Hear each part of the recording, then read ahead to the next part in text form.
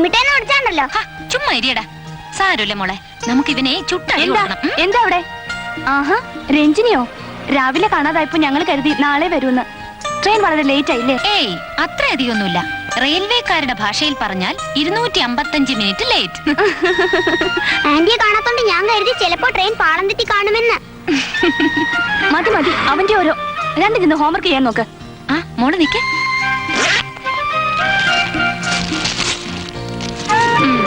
ഇത് മോൾക്ക്. നല്ല ഡോൾ. ഇത് മോന്. ഹായ്, നല്ല തോക്ക്. Thank you aunty. ആ, ഇനി രണ്ടാണ് പോയിരുന്ന് പഠിക്ക് പോ. വെറുതെ എന്തിനാ ഇതൊക്കെ വാങ്ങിക്കൊണ്ട് വന്നു രഞ്ജിനി? 1 മണിക്കൂർ കൊണ്ട് എല്ലാം തവിട് പൊടിയാക്കും. ആ ചേച്ചി, പിന്നെ വേണോട്ടിന് എപ്പോഴാ വരിക? ഇന്ന് ബാർ അസോസിയേഷന്റെ മീറ്റിംഗ് ഉള്ളതുകൊണ്ട് എത്താൻ അല്പം വൈകുമെന്നാ പറഞ്ഞേ. എന്നാ നീ വേഗം കുടിച്ച് റെഡിയായി വാ. വല്ലതും കഴിക്കാൻ നോക്കണ്ടേ? ചേച്ചിയുടെ മാസ്റ്റർ പീസ് റെഡിയാക്കിയിട്ടുണ്ടോ? ചമ്മന്തിപ്പൊടി എല്ലാ പൊടിയുണ്ട്, നീ വേഗം വാ.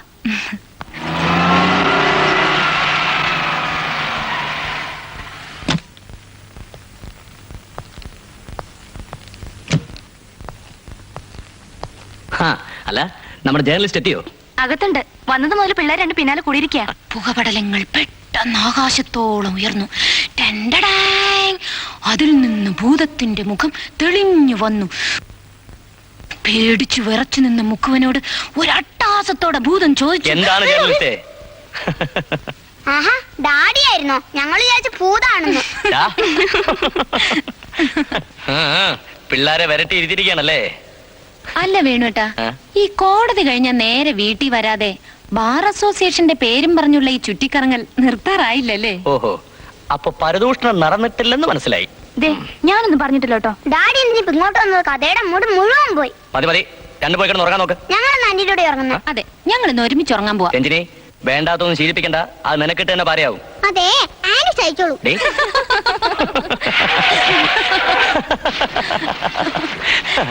അതൊക്കെ പോട്ടെ. ഈ ജേർണലിസത്തിൽ ഗോൾഡ് മെഡൽ കിട്ടിയിട്ടുണ്ടെന്നുള്ളതോ ഡൽഹിയിൽ അഡ്വാൻസ്ഡ് കോഴ്സ് പൂർത്തിയാക്കിയതുകൊണ്ടൊന്നും വലിയ കാര്യമൊന്നുമില്ല. പഠിച്ച തിയറിയൊക്കെ പ്രാക്ടിക്കൽ ലൈഫിൽ പ്രയോജനപ്പെടുത്തുന്നതില മിടുക്ക്. നീ സ്പെഷ്യലൈസ് ചെയ്യാൻ പോകുന്ന ഇൻവെസ്റ്റിഗേറ്റീവ് ജേർണലിസം ഉണ്ടല്ലോ, കേൾക്കാൻ സുഖമുള്ള വാക്കാണെങ്കിലും അത്ര നിസ്സാരമൊന്നുമല്ല. മനസ്സിലായോ? അല്പമൊക്കെ റിസ്ക് എടുത്തില്ലെങ്കിൽ പിന്നെ ലൈഫിൽ എന്താ ചേട്ടാ ഒരു ത്രില്ല്? നിന്റെ ഈ അപ്രോച്ചിൽ ഇംപ്രസ്ഡ് ആയിട്ടാണ് അവർ നിനക്ക് അപ്പോയിന്റ്മെന്റ് തന്നിരിക്കുന്നത്. പക്ഷെ പിന്നെ ഒരു കാര്യം ഞാൻ പറഞ്ഞേക്കാം, ഇത് കേരളമാണ്, ഡൽഹി അല്ല. വളരെ സൂക്ഷിച്ചോ. തുടങ്ങി. നാളെ അവൾ ജോയിൻ ചെയ്യാൻ പോകുന്നതേ ഉള്ളൂ. അതിനു മുമ്പ് ആർക്കെങ്കിലും അല്പം ധൈര്യം ഉണ്ടെങ്കിൽ അത് പറഞ്ഞില്ലാതൊക്കെ വലിയ മെടുക്കാം. ഇവൾ ഈ പറഞ്ഞത് അല്പം കാര്യമില്ലേ എന്ന് നിനക്ക് തോന്നിയേക്കാം, എങ്കിലത് പൂർണ്ണമായും ശരിയാണ്.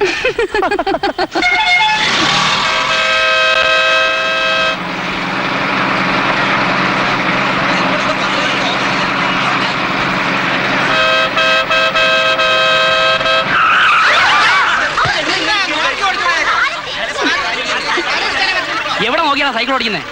രാവിലെ ഓരോരുത്തന്മാര് കെട്ടിയെടുത്തോളൂ. Ticket ticket. ഒരു കോളേജ് ജംഗ്ഷൻ. അയ്യോ, ഇനി പേഴ്സ് കാണുന്നില്ല. എടുക്കാൻ പറഞ്ഞാണോ? അല്ല, ബസ്സിൽ കയറുമ്പോ എന്റെ കയ്യിൽ ഉണ്ടായിരുന്നതാ, ഉറപ്പാ. സംശയിക്കേണ്ട, ആരോ മോഷ്ടിച്ചതാ. ഈ ബസ്സിൽ സ്ഥിരം പരിപാടിയാ. കഴിഞ്ഞ ആഴ്ച എന്റെ പേഴ്സും ഈ ബസ്സിനാ മോഷണം പോയത്. നിങ്ങളുടെ പേഴ്സ് ആരെങ്കിലും എടുത്തിട്ട് തിരിച്ചു കൊടുക്കണം.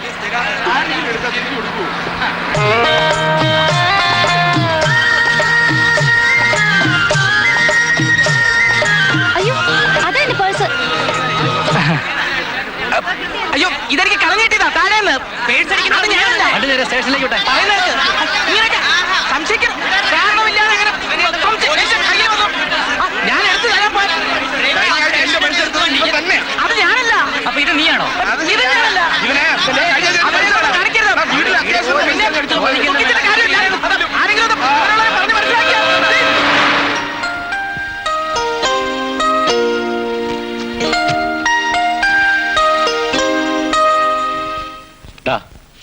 മിസ് രഞ്ജിനിയുടെ അക്കാഡമിക് റെക്കോർഡ്സ് വളരെ ബ്രില്യൻ്റ് ആണ്. പക്ഷേ തിയറിയും പ്രാക്ടീസും തമ്മിൽ വ്യത്യാസമുണ്ട്. എനിക്കറിയാം സർ. പിന്നെ ഡൽഹിയിലൊക്കെ ട്രെയിനിങ് കഴിഞ്ഞോണ്ട് ചോദിക്കുക, വേറെ ഇംഗ്ലീഷ് പത്രത്തിൽ വല്ലതും ജോലി കിട്ടിയാൽ ഇത് കളഞ്ഞിട്ട് പോവോ? ഐ മീൻ, ഇതൊരു ഇടത്താവളമാക്കാൻ വല്ല ഉദ്ദേശം ഉണ്ടോന്ന്? നോ സർ, നമ്മുടെ ഭാഷയോടാണ് എനിക്ക് കൂടുതൽ താല്പര്യം. പിന്നെ വളരെ വലിയൊരു എസ്റ്റാബ്ലിഷ്മെന്റിലെ ഇൻസിഗ്നിഫിക്കന്റ് റോളിനേക്കാളും മീഡിയം കൺസേൺസിലെ സിഗ്നിഫിക്കന്റ് റോളിനോടാണ് എനിക്കിഷ്ടം. Very good. അങ്ങനെയാണെങ്കിൽ മിസ് രഞ്ജിനിക്ക് ഇവിടെ ധാരാളം സ്കോപ്പുണ്ട്. Miss Susan, please come here for a minute.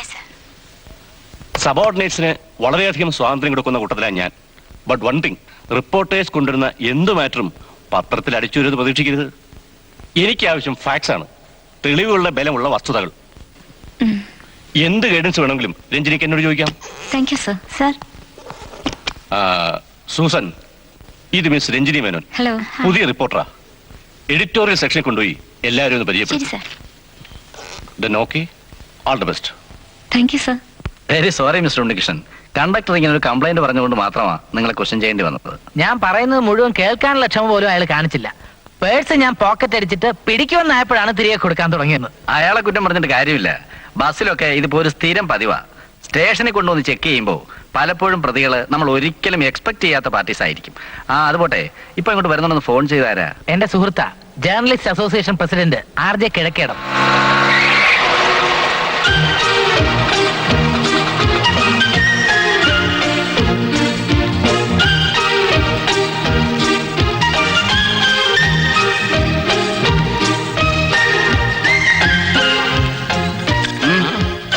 ഉണ്ടോ? ഉണ്ട്. നിങ്ങളാരാ? കേരള ടുഡേ.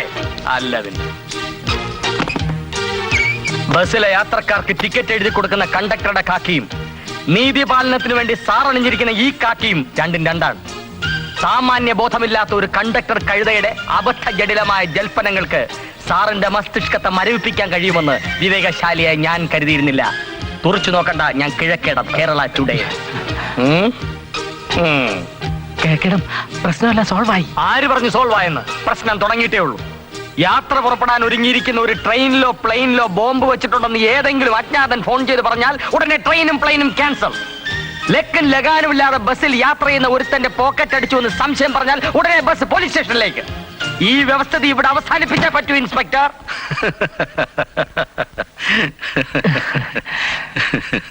ചിരിക്കരുത്. കുറെ നിരപരാധികളെ ചോദ്യം ചെയ്ത് വിറപ്പിക്കുമ്പോ ഏതാണ്ട് സായുജ്യം കിട്ടിയ പോലെ പോലീസ് അമ്മമാർക്ക്. കൈക്കൂലി കാശ് കൊണ്ട് പള്ള വെറുപ്പിച്ചാൽ മാത്രം പോരാ, തലയ്ക്ക് താഴ്താമസം ഉണ്ടാക്കാനുള്ള ഏർപ്പാടുകൂടി ചെയ്യണം. കേട്ടോ കാക്കി? അന്തസ്സോടെ പെരുമാറിയാൽ ഞങ്ങൾ പോലീസ് എന്ന് വിളിക്കും, ഇല്ലെങ്കിൽ പുല്ലീസ് എന്ന് വിളിക്കും.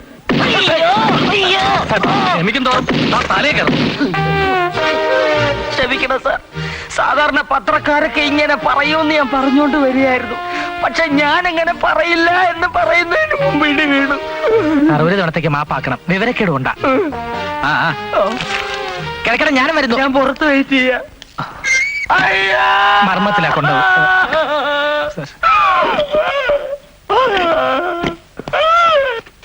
അതെ, ഗുഡ് മോർണിംഗ്. നാളത്തെ പത്രത്തിലേക്കല്ലേ? കൊടുക്കാമല്ലോ. മാറ്റർ പറഞ്ഞോളൂ.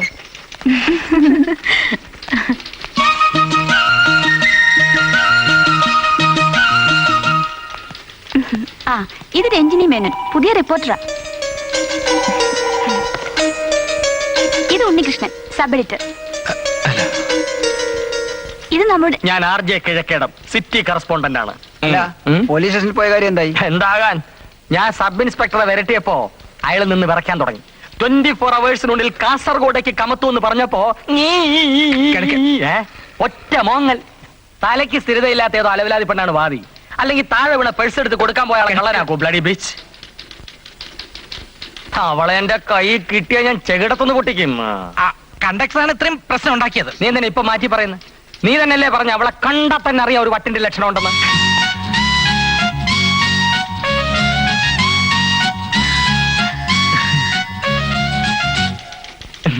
കുമാരി രഞ്ജിനിക്ക് സംഭവം എന്താണെന്ന് മനസ്സിലായില്ലല്ലേ? പറയാം. ഇവൻ ബസ് യാത്ര ചെയ്യുമ്പോൾ ഒരു വാക്ക് എന്നോട് നേരത്തെ പറഞ്ഞുവിടായിരുന്നതാ പരമദുഷ്ടം. പറയാനൊരു അവസരം തരണ്ടേ? ഇനിയിപ്പോ എന്ത് ചെയ്യും? നിക്ക് നിക്ക്.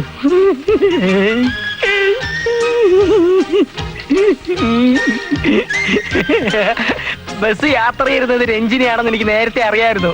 ഞാൻ കുട്ടിയെ ചുണ്ടു പിടിപ്പിക്കാൻ നോക്കിയതാ, ഒരു തരത്തിലുള്ള റാഗിങ്. പക്ഷേ കുട്ടി പിടിച്ചു തന്നു. You are very smart. എന്നാ ഞാൻ ബാറിൽ പോയി കന്റീനിൽ പോയി ഞാൻ ഒരു ചായ കുടിച്ചിട്ട് വരാം. Sorry sir. എന്തിന്? It was not your fault. ഏതായാലും പോലീസ് അവർ ഉപദ്രവിക്കാൻ നന്നായി. ഓഫീസിൽ വന്ന് എന്നെ കണ്ടപ്പോഴുള്ള കക്ഷിയുടെ എക്സ്പ്രഷൻ ഒന്ന് കാണേണ്ടതായിരുന്നു. ഒറ്റ ദിവസം കൊണ്ട് ആളിന്റെ സ്വഭാവം എനിക്ക് പിടികിട്ടി. പുള്ളിക്കാരന് ഞാൻ മനസ്സിലൊരു പേരും ഇട്ടിട്ടുണ്ട്, ഡീസന്റ് ഉണ്ണികൃഷ്ണൻ. ഇത്തരക്കാരുടെ സൈക്കോളജി എന്താണെന്ന് ചേട്ടൻ അറിയോ? മറ്റുള്ളവരുടെ മുമ്പിൽ ഒരു ജെന്റിൽമാൻ ഇമേജ് നിലനിർത്തണമെന്ന് വളരെ നിർബന്ധമുള്ള കൂട്ടരാ. ഓഹോ, സൈക്കോളജിയിൽ പോസ്റ്റ് ഗ്രാജുവേഷൻ ഉള്ളതുകൊണ്ട് മാത്രം ആളുകളെ കുറിച്ചുള്ള നിന്റെ എല്ലാ റീഡിങ്ങും ശരിയായിക്കൊള്ളണമെന്നില്ല. എന്താണ് ചേട്ടനും അനിയത്തിയും തമ്മിലൊരു തർക്കം? ഹേയ്, ഒന്നുമില്ല. ആ, അതൊക്കെ പോട്ടെ. എങ്ങനെയുണ്ട് നിന്റെ ഓഫീസ് സെറ്റപ്പ് ഒക്കെ? കൊള്ളാം. നീ എം ഡി ഒക്കെ ഉണ്ടായിരുന്നോ? ഇല്ല, അദ്ദേഹം ഇന്ന് ഓഫീസിൽ വന്നില്ല. ആ, പുള്ളി അങ്ങനെ ഓഫീസിലങ്ങ് പോകാറില്ല.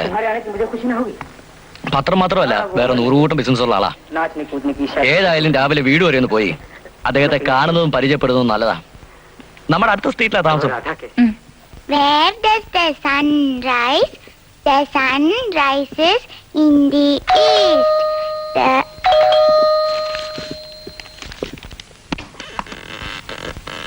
എന്താ? വിശ്വനാഥൻ സാറുണ്ടോ? ഡാഡി കുളിച്ചോണ്ടിരിക്കുക. Please come. Please take a seat. Thank you.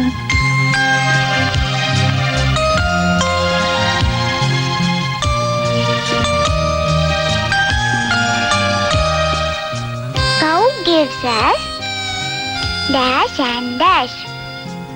Cow gives us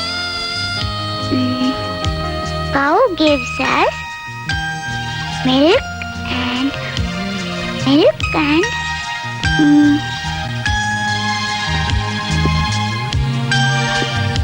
cow gives us milk and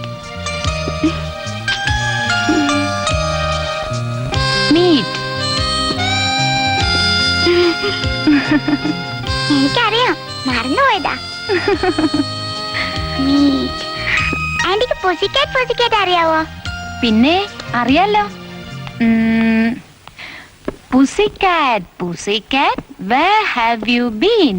I have been to London to look at the Queen. Aunty school ടീച്ചറാ? ഏയ് അല്ല. ഞങ്ങളുടെ ടീച്ചർ സോങ് പാടുന്നതിൽ നന്നായിട്ട് anti പാടുണ്ടല്ലോ. ആന്റിയുടെ പേരെന്താ? Ranjini Menon. Hi, മമ്മിയുടെ പേര്. ആഹാ, മോളുടെ മമ്മിയുടെ പേരും രഞ്ജിനി എന്നാ? ആ, മോളെ മോളെ good morning sir. Good I morning. M Ranjini Menon. പുതുതായി മനസ്സിലായി. ഇന്നലെ ജോയിൻ ചെയ്തു അല്ലേ? കൈമൾ സാർ വിളിച്ച് പറഞ്ഞിരുന്നു. ഡാഡി, എനിക്ക് ട്യൂഷൻ ടീച്ചറെ ഏർപ്പാട് ചെയ്യണമെന്ന് കുമാരങ്ങളോട് പറഞ്ഞില്ലേ? ഈ ആന്റി മതി. എല്ലാ ലെസൺസ് ഈ ആന്റിക്ക് കാണാൻ പാടാ. മോൾ അകത്ത് വരുന്നു, പഠിച്ചോളൂ. ഇരിക്കൂ, കമാ.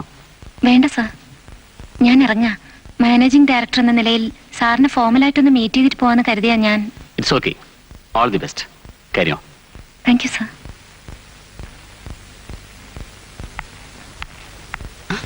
അമ്മേ, നമ്മുടെ പത്രത്തിൽ പുതുതായി ജോയിൻ ചെയ്ത ജേർണലിസ്റ്റാ രഞ്ജിനി മേനോൻ. നമസ്കാരം.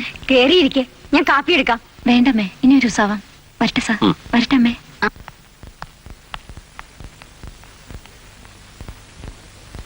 യെസ്, ഇത് മത്സരത്തിന്റെ യുഗമാണ്. സിമിലർ ലൈൻ ഓഫ് പ്രോഡക്ട്സ് മാർക്കറ്റിലുള്ളപ്പോൾ ഉപഭോക്താവ് ഏറ്റവും നല്ല ക്വാളിറ്റി ഉള്ള ഉൽപ്പന്നങ്ങൾ തിരഞ്ഞെടുക്കും. ഞാൻ പറഞ്ഞു വരുന്നത്, കേരള ടുഡേയുടെ നിലവാരം മെച്ചപ്പെടുത്താനുള്ള ശ്രമങ്ങൾ നമ്മുടെ ഭാഗത്തു നിന്നും ഉണ്ടായേ തീരൂ. പിന്നെ കഴിഞ്ഞ കുറെ കൊല്ലങ്ങളായി നമ്മുടെ പ്രോഫിറ്റ് ആൻഡ് ലോസ് അക്കൗണ്ടിൽ നഷ്ടത്തിന്റെ കണക്കുകൾ മാത്രമാണുള്ളത്. എന്റെ ഉടമസ്ഥതയിലുള്ള മറ്റു പല വ്യവസായങ്ങളിൽ നിന്നും കിട്ടുന്ന ലാഭത്തിന്റെ ഒരു വിഹിതം ഞാൻ ഓരോ കൊല്ലവും അഡീഷണലായി പത്രത്തിൽ ഇൻവെസ്റ്റ് ചെയ്യുന്നുണ്ടെന്നുള്ള കാര്യം നിങ്ങളിൽ പലർക്കും അറിയില്ല. ഇത്രയും പറഞ്ഞത് എങ്ങനെയെങ്കിലും പത്രത്തിലൂടെ ലാഭം ഉണ്ടാക്കണമെന്ന ഉദ്ദേശത്തോടെ അല്ല. നമ്മുടെ പത്രത്തിന്റെ മഹത്തായ പാരമ്പര്യം നിലനിർത്തണം എന്ന ആഗ്രഹം മാത്രമേ എനിക്കുള്ളൂ. പോളിസി മാറ്റേഴ്സിലോ ഇന്റേണൽ മാനേജ്മെന്റിലോ ഞാൻ ഇതുവരെ ഒരു രീതിയിലും ഇന്റർഫിയർ ചെയ്യാൻ ശ്രമിച്ചിട്ടില്ല എന്നുള്ളത് നിങ്ങൾക്ക് എല്ലാവർക്കും അറിയാവുന്നതാണ്. I expect results. Only hard work can give concrete results. Novel features, sensational writeups, wide coverage of day to day happenings, ഇവയെല്ലാം മാക്സിമം പെർഫെക്ഷനോട് കൂടി നമ്മുടെ പത്രത്തിൽ വരുത്താൻ കഴിഞ്ഞാൽ അത് കേരള ടുഡേയുടെ ഇമേജ് വളരെയധികം വർദ്ധിപ്പിക്കുമെന്നാണ് എൻ്റെ വിശ്വാസം. ആ നിലയ്ക്കുള്ള പ്രവർത്തനങ്ങൾ നിങ്ങളുടെ ഓരോരുത്തരുടെയും ഭാഗത്തു നിന്നുണ്ടാകണമെന്ന് അഭ്യർത്ഥിച്ചുകൊണ്ട് ഞാൻ നിർത്തുന്നു.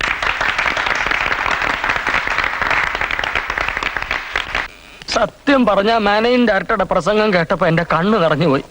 അയാള് പറയും പോലൊക്കെ അധ്വാനിക്കുന്നതിനേക്കാൾ നല്ലത് ചുമടെടുക്കാൻ പോകുന്നതാ. ചുമട്ട് ജോലിക്ക് അങ്ങനെ പ്രായപരിധിയൊന്നും ഇല്ലല്ലോ. അതെ, കിഴക്കേടത്തിന് ഇനി വേണമെങ്കിലും പോകാന്നല്ലേ ഉള്ളൂ.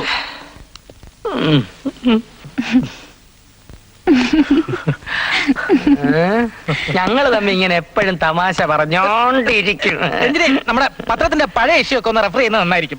ഇവിടുത്തെ സ്റ്റൈൽ ഓഫ് ഫംഗ്ഷനിങ് അറിഞ്ഞിരിക്കാമല്ലോ. എന്റെ ലേഖനങ്ങളുള്ള പത്രങ്ങൾ സശ്രദ്ധം വായിക്കണം, അതുകൊണ്ട് പ്രയോജനം ഉണ്ടാവും. ശരിയാ, മോശപ്പെട്ട ലേഖനങ്ങൾ എങ്ങനെ എഴുതുന്നെന്ന് മനസ്സിലാക്കിയിരിക്കാമല്ലോ. ഉടേഷൻ, ഒരു മിനിറ്റ്. അതെ, എനിക്ക് അത്യാവശ്യമായിട്ട് ഒരു സ്ഥലം വരെ പോണം. എന്റെ അപ്പൂസിന്റെ സ്വന്തം കുപ്പൂസിന്റെ 7-8 ഭാഗം എഴുതി വെച്ചേക്കണം. കഥ ഇതുവരെ എന്റെ മേശപ്പുറത്ത് വെച്ചിട്ടുണ്ട്. അത് ശരി, എത്ര നാള് നിന്നെ കൊണ്ട് എഴുതിച്ച് എനിക്കിങ്ങനെ ആളായി നടക്കാൻ പറ്റും എന്നല്ലേ അച്ഛയുടെ അർത്ഥം? നിനക്കോ പൈങ്കിളി വാരികൾ എഴുതാൻ താല്പര്യമില്ല.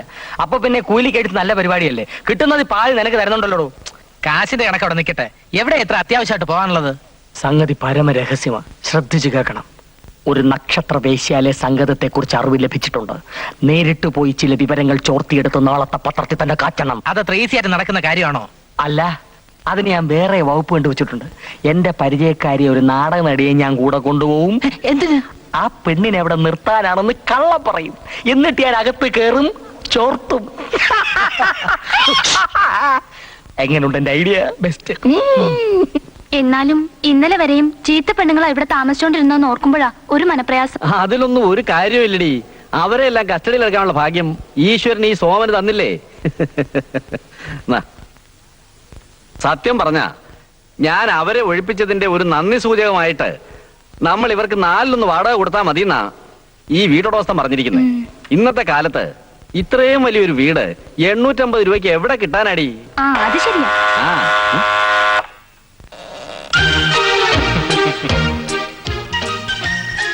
മനസ്സിലായില്ല. ഇവിടെ ചേർക്കാൻ കൊണ്ടുവന്ന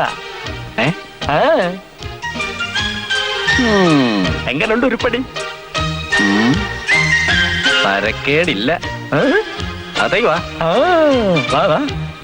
വലിയ വലിയ VIP വരുന്ന വീടല്ലേ, തനിക്ക് ലക്ഷങ്ങൾ ഉണ്ടാക്കാം. എന്നാ എന്റെ പേര്? ഓമന. അല്ലടോ, തന്റെ പേരെന്താ? തന്റെ പേരെന്തോടോ? അതെ, നമുക്ക് ടേംസ് ആൻഡ് കണ്ടീഷൻസ് ഒക്കെ പേഴ്സണൽ ആയിട്ട് സംസാരിക്കാം. ബാ. എന്തുവാടേ ഇടയുന്നേ? നല്ല ബാഡയാണല്ലോ. താൻ ഇവിടുത്തെ ബാഡി ഗാർഡാണോ? ബാ, ബാഡേ. പട്ടി കഴിവണേ. അയ്യോ അയ്യോ അയ്യോ അയ്യോ അയ്യോ അയ്യോ അയ്യോ അയ്യോ അയ്യോ അയ്യോ അയ്യോ അയ്യോ എന്റെ അമ്മ.